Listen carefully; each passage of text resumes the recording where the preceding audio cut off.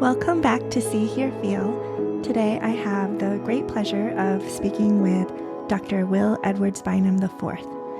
Dr. Bynum is an MD and associate professor in family medicine and community health at Duke University.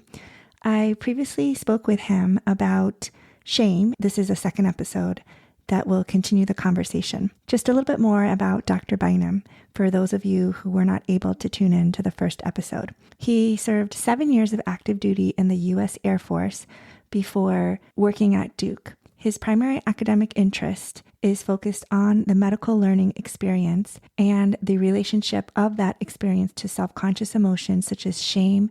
In the last episode, we spoke about shame resilience in medical learners and providers. This episode, we will dive deeper into shame, the experiences that shame can be a part of, and how we might address it better in medical education. How did you come to study shame in medical education? From a shame experience. Okay.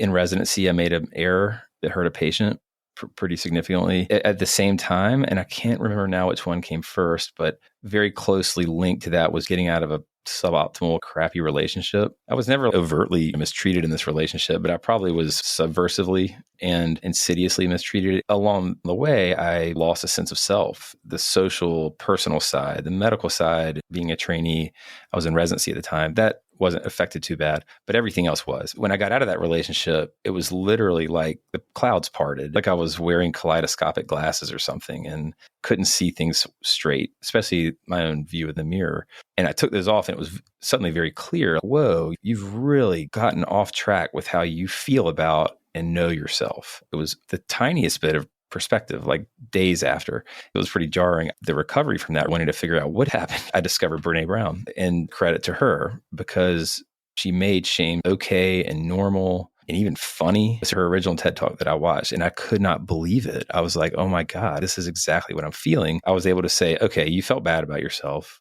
Let's do something about it. Now you have this construct and here's this cool woman who's making it so accessible and real. As I went through that process of personal recovery, which is unbelievably growth inducing for me, I think then said, oh my God, that error that I made, that was a massive shame response that I had afterwards. So it was a huge shame response. A whole new perspective on that whole experience then led to reading and psychology and the med ed literature, realizing that, wow, this is an emotion that is all around me, within me, and yet no one's talking about it and hardly anyone has written or researched about it. That was overwhelming and really exciting.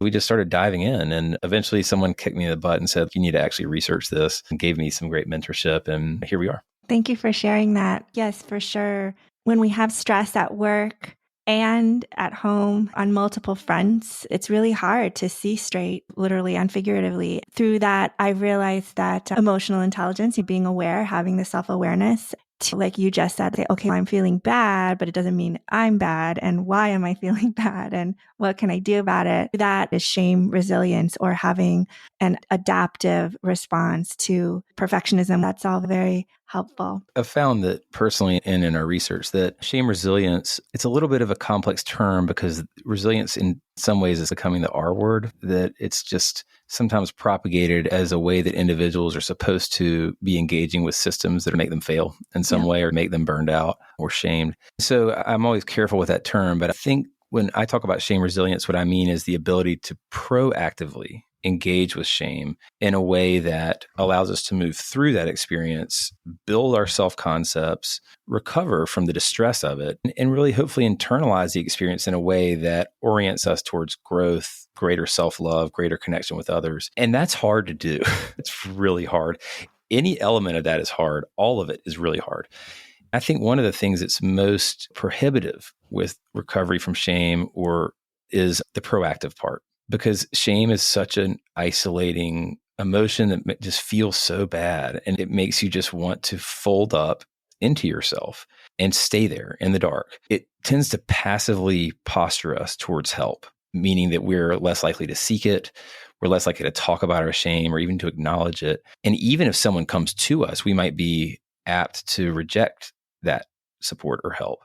So finding ways to be proactive in dealing with our shame and confronting it is so critical. And I'll just say most of our healthcare environments, I think, are not prepared to facilitate that proactive engagement. So even Right. if we want to as people, it can be very hard to do. Absolutely. That is a really nice lead in to my next question to you, which is what can we do to prevent shame and the negative consequences of shame in medical education and in the culture of medicine? Yeah, it's a great question. And it's a complicated answer for a couple of reasons. One, I think shame is here to stay. We're never going to prevent feeling shame, nor should we, because that would mean denying it.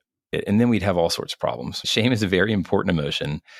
We need to feel it because when we do, appropriately signals to us that we have done something to transgress a social norm that might be negatively impacting our own bounds or societal bounds of behavior. So we have to be able to feel shame, and we cannot try to eliminate it. What our research suggests is that there are some different flavors of shame in medical education. One flavor is shame that occurs within the course of learning that I would consider to be inevitable experiences in learning, like being wrong in public, struggling on a test or on a presentation, hurting a patient, having a moment of unprofessional behavior. Because we're all human in this very complex, high stakes, messy and learning environment, we're going to screw up. And yet that can cause a lot of shame.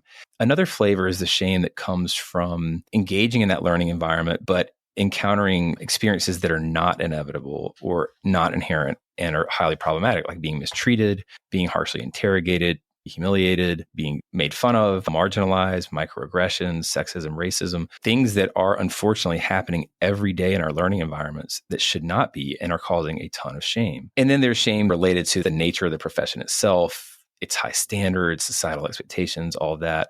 Rather than thinking about shame as a unipolar emotion and construct that has to be dealt with in a similar way, I think we might want to think about it in a more nuanced way.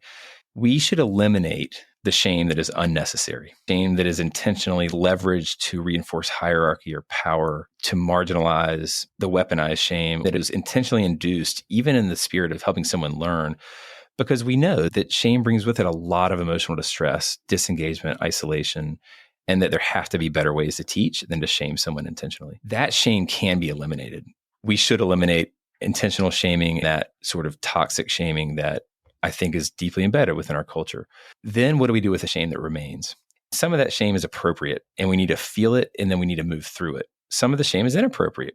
The inappropriate shame is that which is related to normal learning. It's understandable, but it's inappropriate. We should not feel shame for struggling on a learning task, especially when we're brand new at it. One of the things I try to tell everyone is help your learners understand that they're not performing for you while they're learning, that they're rehearsing. And if we can help people really embrace the notion of rehearsal and practice, we lower the stakes. We don't attach our self-worth and our identity so much to the process of learning, and we more freely engage with it. The inappropriate shame can often be levied by more realistic expectations of ourselves as learners and environments that are ready to allow us to rehearse, allow us to be imperfect and flawed and have a bad day or need support, have a mental health crisis, et cetera, so that we stop stigmatizing and making taboo that experience of struggling. The shame that is inevitable just happens because we're flawed humans and we should feel shame. We need to be kinder to each other, to ourselves. If we show up late for work, if you snap at someone in the operating room, apologize, ask for forgiveness, and then be met with grace from someone else. If we can just have more kindness in our environments and humanize each other more and care for each other more, I think a lot of the shame that maybe is culturally embedded might begin to fade away. I love that. I love everything that you said. I do that with my kids for sure, because I'll yell at them sometimes inappropriately. I'll take something out on them because they're there and they've really not done anything wrong, or maybe they did something very small wrong, but I'm already riled up about something else and I'll overreact. And like you just said, I'll feel ashamed of myself. And hopefully sometimes I will immediately apologize and say, I'm sorry. I'm lucky my kids are still young enough. I guess they're used to me, but they'll say, okay, yeah, it's fine. They know for sure that I am not perfect at all. So there's no need for me to constantly be hiding that I'm not perfect. So, oops, I made a mistake and I'm sorry. And we move on. So I've learned from them, if you're lucky, right? Just as you said, the people around you will be kind to you and accepting. A story with my 3-year-old.